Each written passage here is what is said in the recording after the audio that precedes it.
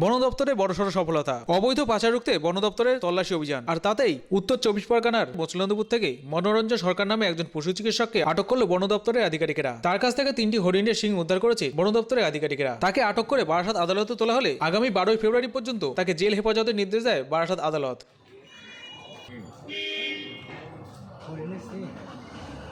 ভদ্রলোক ওই veterinary doctor, ওর কাছ থেকে রিকভারি হয়েছে হরিণের সিং, 3টে হরিণের সিং রিকভারি হয়েছে। ও জেসি হলো, জেল কাস্টডিতে গেল, আর 12/2 নেক্সট ডেট দিয়েছে। ভদ্রলোকের নাম হচ্ছে মনোরঞ্জন সরকার, অল্টারনেটিভ মেডিসিন পাস। এটা ফরেস্ট ডিপার্টমেন্ট স্বরূপনগর বাজার থেকে করেছে।